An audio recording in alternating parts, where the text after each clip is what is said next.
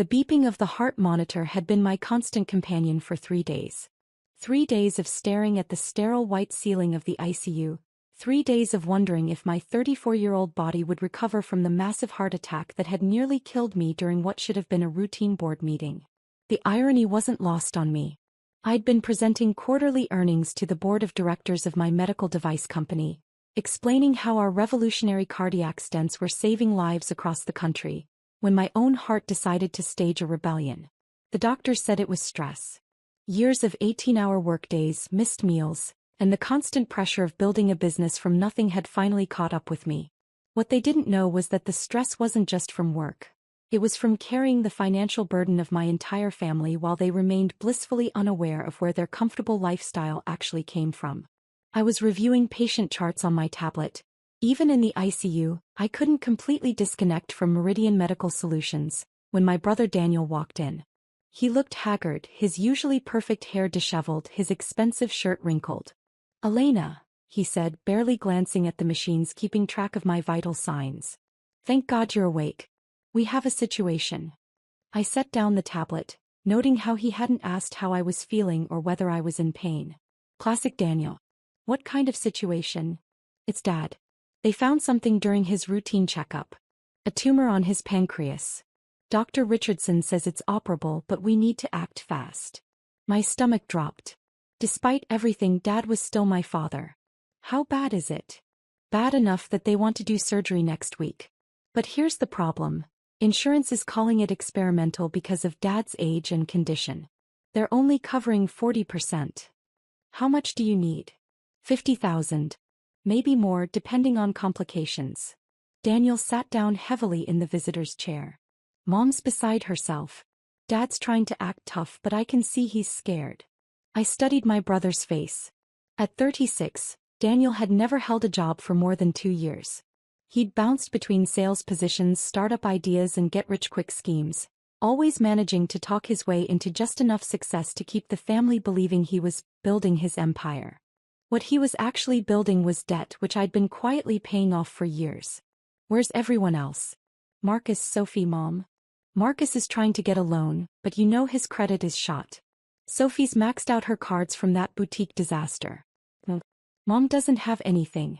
The house is mortgaged to the hilt and Dad's business has been struggling."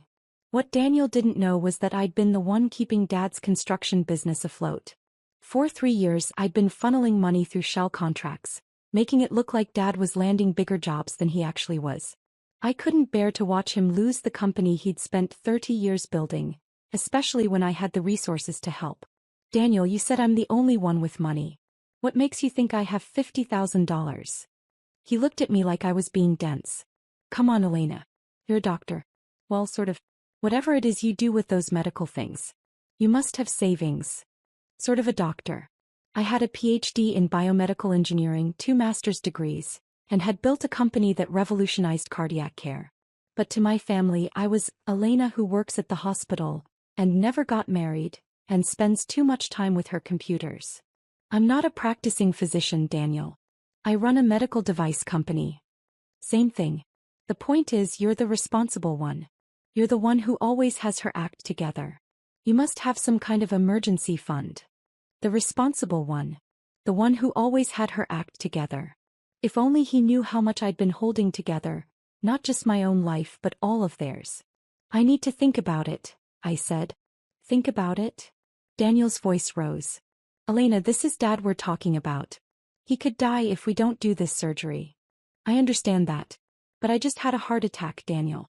I'm still processing everything." "Right, sorry." He had the grace to look embarrassed. "How are you feeling, by the way?" "Like I almost died 3 days ago." "But you're okay now, right? I mean, you're talking and everything." I wanted to laugh, but it would have hurt too much. This was Daniel in a nutshell, surface-level concern followed immediately by what he needed from me. "I'll handle it," I said finally. His face lit up with relief. "Really? You can get the money?" I said, "I'll handle it. Elena, you're a lifesaver. Literally. Dad's going to be so relieved." He stood up, already heading for the door. "Should I tell him it's coming from you?" "No," I said quickly. "Don't tell anyone where the money's coming from. Just tell them it's been handled." "Why not?" He should know his daughter came through for him. Because if they knew I had $50,000 sitting around, they'd start wondering what else I had. And then the requests would never stop. Just trust me on this, Daniel. The money will be there. That's all that matters. After he left, I lay back against the pillows thinking about my family. For years they'd seen me as the odd one out. While Daniel charmed his way through life and Sophie pursued her creative dreams and Marcus chased one business venture after another, I'd buried myself in research and development. I was the introvert, the workaholic, the one who showed up to family dinners with a laptop instead of a boyfriend. What they didn't see was that while they were living their lives, I was building mine. Meridian Medical Solutions hadn't just happened overnight. It had taken 8 years of brutal work, failed prototypes, rejected grant applications, and more sleepless nights than I could count. But it had paid off in ways they couldn't imagine. Last year's revenue was $47 million. This year we were on track for $68 million. The company employed over 200 people and our devices had saved an estimated 12,000 lives in the past 3 years alone. But to my family, I was still just Elena who worked with medical stuff and lived alone with too many cats. I had one cat, by the way, Schrodinger. He was excellent company. I picked up my phone and called my CFO, Maria Santos. Elena, how are you feeling? Don't you dare tell me you're thinking about work right now. I'm feeling better. And I'm not calling about work exactly. I need you to handle something personal. What do you need? I need you to contact Cedars-Sinai Hospital's billing department. My father, Robert Vasquez, is scheduled for pancreatic surgery next week. I want to pay for everything insurance doesn't cover, but I need it to be anonymous. How anonymous? Completely. As far as the family knows, some kind of charity or grant came through. Can you set up something through the foundation? The Meridian Foundation was our charitable arm, focused on providing medical care to underserved communities. This wouldn't technically be outside our mission. Consider it done. Anything else? Actually, yes. I need you to look into my father's construction business, Vasquez and Sons. Run a quiet financial analysis. And I need you to check on something else. 20 minutes later, I was still on the phone with Maria when Dr. Peterson, my cardiologist, knocked on the door. Elena, how are you feeling today? Much better. Ready to get out of here? Well, you're in luck. Your latest tests look good. We can discharge you this afternoon, but I want you taking it easy for at least 2 weeks. No work, no stress, plenty of rest. Define no work. Elena. Fine. Light work. Phone calls only. Light work, he agreed reluctantly. And I want to see you in my office next week. After he left, I called Daniel back. How's Dad doing? Better now that we know the surgery's covered. The hospital called an hour ago. Apparently some medical foundation is covering all the costs not covered by insurance. Can you believe that luck? That's wonderful news. I know, right? The coordinator said it's some kind of program for families facing financial hardship due to medical emergencies. Dad's surgery is scheduled for Thursday morning. I'm glad it worked out. Me too. Oh, and Elena. Thanks for being willing to help. Even though it turned out we didn't need your money, it means a lot that you would have come through for us. After I hung up, I felt a familiar mix of satisfaction and frustration. Satisfaction that Dad would get the care he needed without financial stress. Frustration that my family had no idea how much I'd been coming through for them over the years. The next morning, I was signing my discharge papers when my phone rang. Dr. Richardson, Dad's surgeon. Ms. Vasquez? I wanted to give you an update on your father's surgery. I sat up straighter. Is everything okay? Better than okay. The surgery went perfectly. We were able to remove the entire tumor with clean margins. But there's something else I wanted to discuss with you. What is it? During our pre-surgical consultation, your father mentioned that his daughter works in medical technology. When I realized you were Elena Vasquez from Meridian Medical Solutions, I had to call personally. My heart sank. So much for anonymity. Dr. Richardson, I'd prefer if you didn't mention my company to my family. Of course I understand. But I wanted you to know, we've been using your cardiac stents here for 2 years. They're remarkable. You've probably saved more lives than you realize. Thank you. That means a lot. There's one more thing. I know about the foundation covering your father's surgery costs. That was you, wasn't it? I didn't answer directly. How's my father's prognosis? Excellent. Full recovery expected. He should be home by the weekend. When I arrived at the hospital that evening to visit Dad, I found the whole family crowded into his room. Mom was fussing over his blankets. Daniel was telling some story about his latest business idea. Sophie was showing him photos from her recent art show, and Marcus was explaining why cryptocurrency was the future of finance. Elena. Dad's face lit up when he saw me. There's my girl. How are you feeling, Mija? Much better, Dad. How are you? Good as new. Well, almost. Dr. Richardson says the surgery couldn't have gone better. That's wonderful news. Can you believe our luck? Mom said, taking my hand. First you get to come home from the hospital, then this foundation comes out of nowhere to help with Dad's surgery. It's like a miracle. Sometimes good things just happen, I said.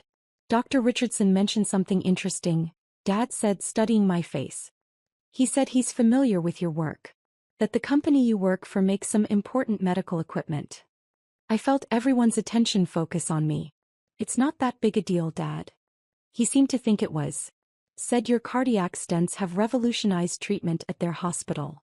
Daniel looked confused. Wait, your company makes those? I thought you just worked with computers and medical stuff. I do work with computers and medical stuff. But you actually make medical devices? Sophie asked. Like important ones? Our devices help people with heart problems. It's no big deal. Elena, Dad said quietly. Dr. Richardson said something else. He said he wanted to thank the CEO of Meridian Medical Solutions personally for the foundation's contribution to my surgery. The room went completely silent. Dad, you're the CEO? Marcus's voice was barely a whisper. I looked around the room at my family's faces, confusion, shock, and something that might have been awe. I founded the company 8 years ago. Founded it. Daniel sat down heavily. Elena, what exactly does your company do? We develop and manufacture medical devices, primarily cardiac equipment. Stents, monitors, surgical tools. How big is the company? Dad asked. I hesitated.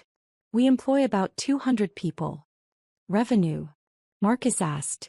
He might be irresponsible with money, but he understood business. Last year was 47 million. The silence that followed was deafening. Million. Sophie's voice was faint. $47 million? Give or take. Mom sat down in the visitor's chair. Elena, are you rich? I'm comfortable. How comfortable? Daniel asked. Comfortable enough to handle Dad's surgery without thinking twice about it. The foundation, Dad said slowly, that was you. I nodded. How long? Mom asked. How long have you been? 8 years building the company. But I've been financially stable for about 5. 5 years, Daniel repeated. You've been wealthy for 5 years and never said anything. Why would I say anything? Because we're your family. And you're still my family. Money doesn't change that. But we wouldn't have had to. Daniel struggled for words. Wouldn't have had to what? Let me guess. You wouldn't have had to worry about money if you'd known your sister could just take care of everything? That's not what I meant. Isn't it? I looked around the room. Daniel, how many times have you called me asking for advice about money? Marcus, how often do you complain about not being able to afford things? Sophie, remember when your boutique was failing and you stressed for months about the debt? They all looked uncomfortable. I've been watching all of you struggle with money for years. But every time I offered help, real help, practical advice, connections that could have made a difference, you brushed me off. Because I was just Elena who worked with computers. We didn't know, Mom said softly. You didn't want to know. It was easier to see me as the spinster sister who lived alone with her cat than to consider that maybe I knew what I was talking about. That's not fair, Sophie protested. Isn't it? Sophie, 3 years ago when your boutique was hemorrhaging money, I suggested you needed to analyze your customer acquisition costs and profit margins. You told me I didn't understand retail because I wasn't creative. Sophie's face flushed. Marcus, 2 years ago when you asked my opinion about that tech startup investment, I told you their business model was unsustainable. You said I was too negative and invested anyway. How much did you lose on that one? Marcus looked at his shoes. Daniel, last year when you were considering that franchise opportunity, I offered to review their financial projections. You said you had it handled and didn't need my help. The franchise folded 6 months later. We made mistakes, Dad said quietly. We underestimated you. You dismissed me. There's a difference. So what now? Daniel asked. Do you hate us for not recognizing how successful you are? I sighed, suddenly feeling exhausted. I don't hate anyone. I'm just tired of being treated like the family failure when I've actually been the most successful person in this room for years. You're not the family failure, Mom said. We never thought that. Mom, at Christmas last year, you introduced me to your friends as my daughter Elena. She's still figuring herself out. I'm the CEO of a $47 million company. I think I've figured myself out. The room was quiet except for the beeping of Dad's monitors. I'm sorry, Dad said finally. We're all sorry. We should have paid more attention, should have asked better questions, should have taken you more seriously. I don't need apologies, Dad. I need respect. I need you to stop treating me like the odd one out and start recognizing that maybe, just maybe, I know what I'm doing with my life. What can we do? Mom asked. How do we fix this? Start by stopping the assumptions. Stop seeing me as the sister who never got married, and start seeing me as the sister who built a successful company. Stop thinking of me as someone who needs guidance and start recognizing that I might be the one who can offer it. And the money? Daniel asked hesitantly. What about it? I mean, if you have that much money, does that change things between us? I studied his face, looking for signs of dollar signs in his eyes. It changes things if you let it change things. My money is my money. I'll help family when I choose to help for reasons I choose. But I won't be anyone's personal ATM. That's fair, Marcus said. Is it? Because I've actually been everyone's personal ATM for years. Daniel, who do you think has been covering your credit card payments when you fall behind? Marcus, where did you think that consulting income on your taxes was coming from? Sophie, how do you think your student loans got paid off early? They all stared at me. The difference is now you know about it. Now we can have honest relationships instead of me secretly taking care of everyone while you all think I'm the unsuccessful one. Dad reached for my hand. Elena, Mija, I'm proud of you. I'm proud of what you've built and I'm sorry we didn't see it sooner. I'm proud of you too, Dad. You raised me to work hard and solve problems. That's exactly what I did. 3 weeks later, I was back in my office at Meridian Medical Solutions, reviewing plans for our next product line when Maria knocked on my door. Elena? Your brother Daniel is here to see you. I looked up, surprised. Send him in. Daniel entered my office looking around with obvious amazement. Floor-to-ceiling windows overlooked the city, awards and patents lined the walls, and my degrees were prominently displayed behind my desk. Wow, he said. This is, wow. Is everything okay? How's Dad? Dad's great. Full recovery just like Dr. Richardson predicted. Daniel sat down across from my desk. I actually came to talk about something else. What's that? I've been thinking about what you said at the hospital. About offering guidance and us not taking you seriously. I was wondering, would you be willing to look at a business plan? I raised an eyebrow. What kind of business plan? It's different this time. Not some get-rich-quick scheme or franchise opportunity. I want to start a medical equipment sales company, representing smaller manufacturers who can't afford their own sales teams. That's actually not a terrible idea. Medical equipment sales can be very lucrative if you understand the industry. That's the thing, I don't understand the industry. But I'm good at sales and I'm good with people. I was hoping maybe you could teach me about the medical side. I studied his face. He seemed sincere, more focused than I'd seen him in years. You want me to mentor you? I want my successful sister to help me learn how to be successful too. If you're willing. For the first time in our adult relationship, Daniel was asking for my expertise instead of my money. I'd be happy to help, I said. But I have conditions. Name them. First, this is a mentoring relationship, not a financial investment. You fund your own startup. Second, you do the work. I'll provide guidance and connections, but you have to prove you're serious. Third, no special treatment because you're my brother. If your business model is bad, I'll tell you. Deal. Good.